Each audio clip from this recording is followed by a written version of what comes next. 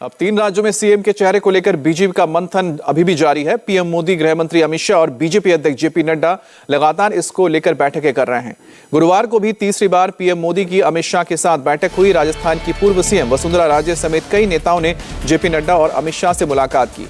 खबर है कि आज बीजेपी इन राज्यों के लिए पर्यवेक्षकों का ऐलान कर सकती है। कयास लगाए जा रहे हैं कि 9 और 10 दिसंबर को तीनों राज्यों में विधायक दल की बैठक होगी, जिसमें सीएम का चुनाव किया जाएगा।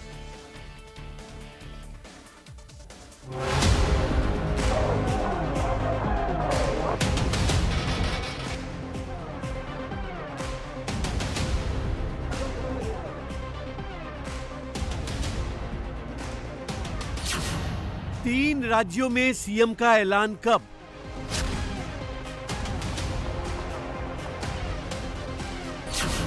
कब खत्म होगा सीएम चेहरे का सस्पेंस?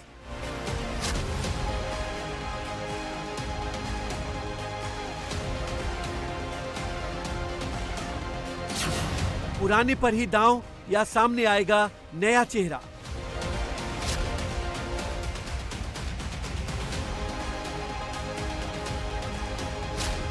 मध्य प्रदेश, छत्तीसगढ़ और राजस्थान में मुख्यमंत्री कौन होगा? विधानसभा चुनाव के रिजल्ट आने के 6 दिन बाद भी इस सवाल पर सस्पेंस बरकरार है। दिल्ली में इस सिलसिले में बीजेपी के शीर्ष नेताओं की मुलाकात और बैठकों का दौर जारी है।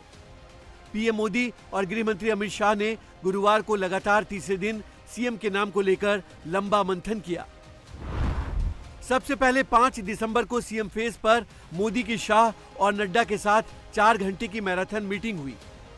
फिर अगले दिन करीब 1.5 घंटे मोदी और शाह ने मंथन किया और कल यानी गुरुवार को भी मोदी और शाह ने करीब 1 घंटे तक चर्चा की। इन बैठकों में किन चेहरों पर मुहर लगी ये तो साफ नहीं है, लेकिन अब ये जानकारी निकल कर आई है कि आज तीनों राज्यों के लिए पर्यवेक्षकों के नाम का ऐलान होगा। बीजेपी आज मध्य प्रदेश, छत्तीसगढ़ और राजस्थान के लिए अपने पर्यवेक्षकों के नाम का ऐलान कर सकती है। तीनों पर्यवेक्षक जयपुर, भोपाल और रायपुर पहुंचकर विधायक दल की बैठक में शामिल होंगे। माना जा रहा है कि 9 और 10 दिसंबर को विधायक दल की बैठक होगी, जिसमें नेता के नाम का औपचारिक ऐलान होगा। गुरुवार को सबसे ज्यादा हलचल राजस्थान को लेकर रही। सीएम की रेस में शामिल वसुंधरा राजे ने बेटे दुष्यंत के साथ बीजेपी अध्यक्ष जेपी नड्डा से देर रात मुलाकात की। करीब 1.5 घंटे तक नड्डा से मिलने के बाद वसुंधरा जब बाहर निकली तो वो बाहर इंतजार कर रहे पत्रकारों के सवालों के जवाब दिए बिना मुस्कुराते हुए निकल गई। अब इस मुस्कुराहट की वजह क्या थी, इस पर कयास ही लगाए जा सकते हैं। लेकिन इस मुलाकात से पहले वसुंधरा ने पीएम मोदी की तारीफ करते हुए सोशल मीडिया पर एक पोस्ट लिखा था। राजस्थान, मध्य प्रदेश और छत्तीसगढ़ में बीजेपी की प्रचंड विजय इस बात का प्रतीक है कि मोदी जी की गारंटी के आगे कांग्रेस के झूठे वादे और दावे नहीं चले। दिल्ली आने से पहले वसुंधरा ने जयपुर में अपने समर्थक विधायकों से मिलकर शक्ति प्रदर्शन करने की कोशिश की थी, जो बीजेपी नेतृत्व को रास नहीं आया। इसके साथ ही वसुंधरा के बेटे दुष्यंत पर भी 5 विधायकों को एक रिजॉर्ट में बुलाकर जबरन रखने का आरोप भी लगा है। बीजेपी विधायक ललित मीणा के पिता ने दावा किया कि मंगलवार को इसकी जानकारी मिलने के बाद जब वो अपने बेटे को रिजॉर्ट से वापस लेने पहुंचे थे तो उनके रिजॉर्ट में मौजूद बीजेपी विधायक कंवर लाल मीणा से बहस भी हुई थी। हालांकि कंवर लाल मीणा ने इससे इनकार किया है। दुष्यंत सिंह जी ले गए थे साथ में, और तो कोई नहीं था। मैडम के बेटे दुष्यंत सिंह जी ले गए थे। आप जब लेकर आना चाह रहे थे, रोका कौन से विधायक ने रोका? वही एक अपने कंवर लाल एक विधायक था, उसने रोका था। मारपीट भी की क्या?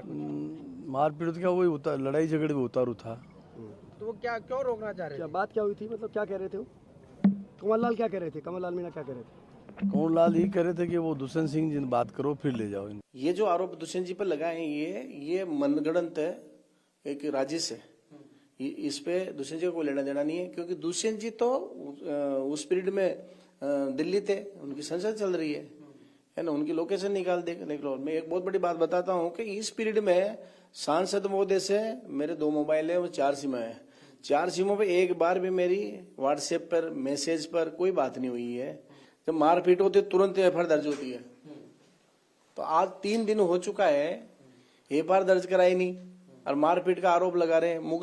गणत खान तो कोई भी किया जा सकता है।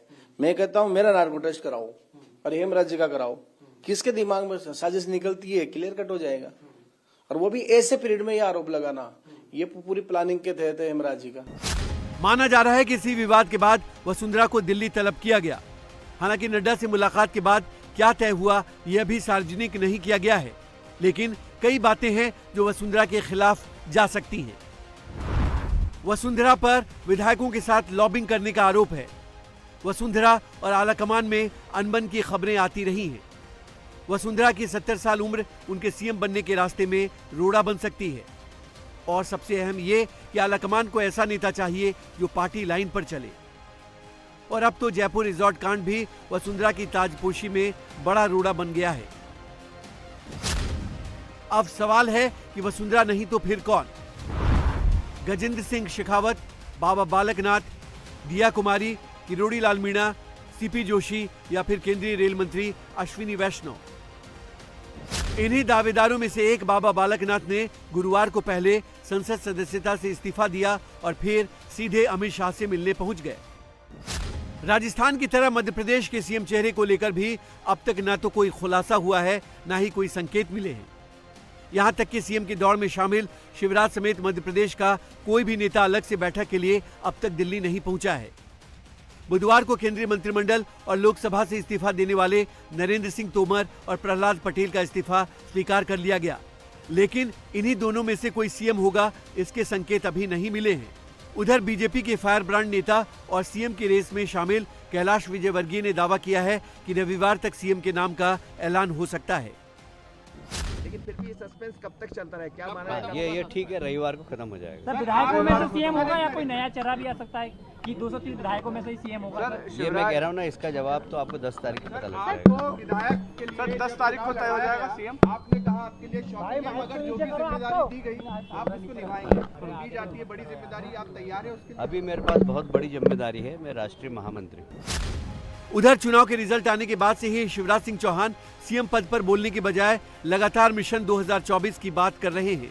पहले वो पूर्व सीएम कमलनाथ के गढ़ छिंदवाड़ा गए, फिर श्योपुर गए, उसके बाद आज शिवराज दिग्विजय सिंह के गढ़ राघवगढ़ जा रहे हैं। शिवराज का कहना है कि वो लोकसभा चुनाव में मध्य प्रदेश की सभी 29 लोकसभा सीट जीतकर पीएम मोदी को रिटर्न गिफ्ट देना चाहते हैं। 29 की 29 सीटें भारतीय जनता पार्टी जीते लोकसभा में, और प्रधानमंत्री जी फिर से बनेंगे नरेंद्र मोदी जी, तो यहाँ की 29 की 29 सीटें भाजपा को जिता के और उनके गले में 29 कमल की माला डालनी है। लेकिन अभी चूंकि जश्न का माहौल है चारों तरफ इस प्रचंड जीत के बाद, और दिल्ली में बैठकों का दौर जारी, और आप अभी से 29 में जुट गए। एक काम पूरा हुआ, अब दूसरा लक्ष्य पूरा करना है। इस बड़ी जीत के सबसे ज्यादा श्रेय आप किसे देते हैं? प्रधानमंत्री जी को। छत्तीसगढ़ के सीएम चेहरे की बात करें तो यहाँ भी पिक्चर क्लियर नहीं है। मुख्यमंत्री पद को लेकर रेणुका सिंह, अरुण साव, रमन सिंह और ओपी चौधरी समेत कई नाम सीएम रेस को लेकर चर्चा में हैं। रेणुका सिंह और अरुण साव लोकसभा से इस्तीफा भी दे चुके हैं। गुरुवार को रेणुका सिंह ने बीजेपी अध्यक्ष जेपी नड्डा से मुलाकात भी की, जिसके बाद उन्हें सीएम पोस्ट के लिए फ्रंट रनर माना जा रहा है। अब देखना है कि तीनों राज्यों में पीएम मोदी की सीएम को लेकर गारंटी किस किस को मिलती है।